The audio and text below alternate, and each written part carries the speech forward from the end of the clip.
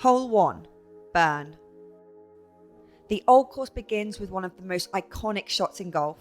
Players have the luxury of targeting one of the widest fairways in golf, although there is an out of bounds left and right to punish the most wayward strokes. And the snaking swilken burn comes into play off the tee in varying wind and ground conditions, depending on how aggressive a player is. Finding a fairway that is shared with the 18th is certainly no guarantee, as many have discovered over the years. However, a good tee shot could leave competitors with a relatively short pitch over the swilken burn and the opportunity to begin with a birdie 3. Hole 2. Dike. The fairway is certainly not as wide on the second, where menacing gorse threatens to pick up any tee shots flayed to the right. A good line in is just to the right of the bunker on the left side of the fairway. The subsequent approach is aimed at the first of several huge shared greens, this one also serving as the putting surface for the 16th. 2 small bunkers lurk to the right, while a diagonal ridge runs up to the front of the green and will cause trouble for anything landing short at this par 4. Hole 3. Cartgate out. It's not hard to spot the biggest danger on the third, the huge Cartgate bunker guarding the front of the green that is shared with the 15th. Staying to the left is generally the safest bet off the tee, all throughout the Old Course, but doing so on this par 4 will bring the most significant sand trap into play. A bold drive down the right half of the fairway leaves a much simpler approach to the green, shared with the 15th, which again is vast in size and has subtle undulations and breaks. Hole 4. Ginger Beer. Arguably the toughest test on the Old Course's outward 9, Ginger Beer provides a similar challenge to the third from the tee, with the riskier line down the right half of the fairway opening up an easier second. Those choosing to play safer up the left may have stance and lie issues and will have to carry a large mound just short of the green with their approach. A deep bunker to the left of the green must also be avoided, and the hidden bunker to the right can be equally problematic. Hole 5. Hole across. Expect to see birdies aplenty at the 5th, the first of only 2 par 5s on the Old Course. Those who find the fairway off the tee will fancy their chances of firing a second shot over the Spectacles bunker and finding a putting surface that is an astonishing 100 yards long. A deep swale guards the green and makes a front pin position particularly tricky to access. But the world's best will be confident of picking up at least one shot here all 4 days.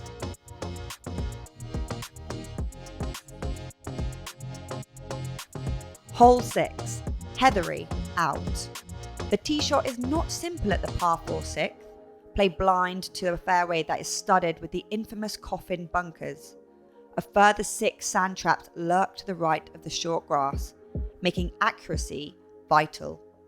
Yet another double green, the 5th in succession, is somewhat simpler to find should a player's opening strike bind the fairway. An excellent birdie chance should the fairway be found.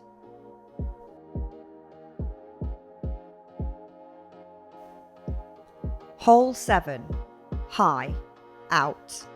The green on this par 4 is shared with the 11th, and the flag on the latter hole is generally considered a good line from the 7th tee, with just an iron likely required. The putting surface winds its way from left to right, and is often the case on the Old Course. Pin placement and wind direction are key factors in the approach. Hole 8. Short. Short represents the first time you played towards the old grey tune of St Andrews, and the 8th is one of only 2 par 3s on the Old Course. Downwind, it can be difficult to hold the putting surface due to the perfectly positioned short hole bunker, but the job isn't done yet when finding the putting surface. Along with the shared 10th, the 8th is one of the trickiest to read around the Old Course. Hole 9. End. One of several short par 4s around the turn, the 9th presents one of the best birdie opportunities of the round, but it's not without its dangers.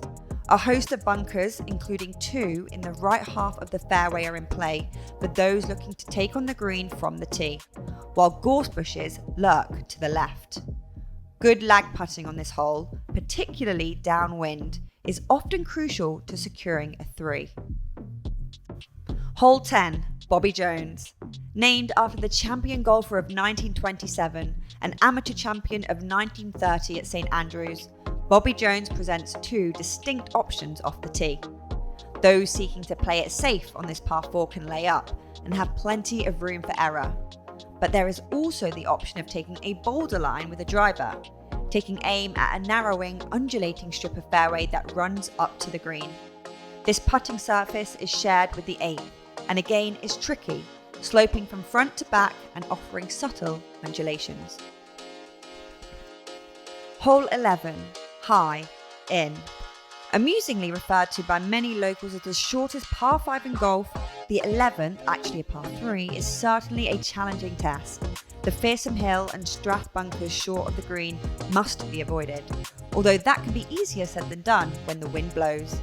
A devilishly steep runoff area awaits over the green and can present at times just as difficult a shot as the bunkers. Hole 12, Heathery, In.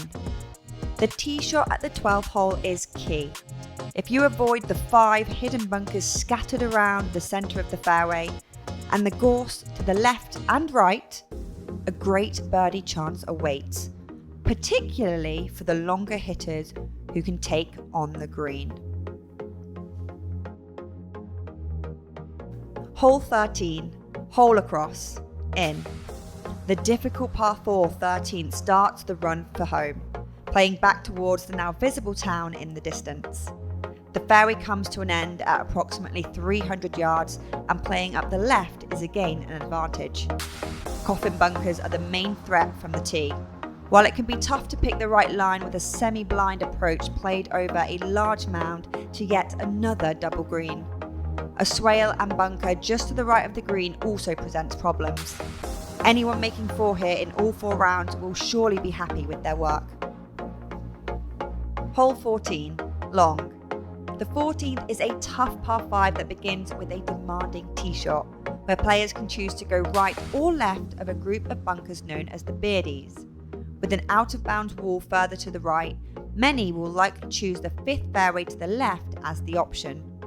The second shot can then be fired over the large hell bunker or along the 5th fairway again on the left. More sand surrounds the green, and all the bunkers on Long will be in play depending on wind direction, making this one of the trickier long holes played at the AIG Women's Open.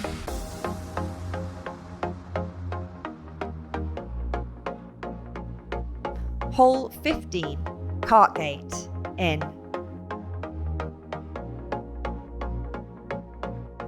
Club selection is vital at the par 4 15th, a hole that demands accuracy off the tee. A deceptively deep green, shared with the 3rd, appears closer than it actually is, and is guarded by a devilish pot bunker to the front left and a difficult to read putting surface.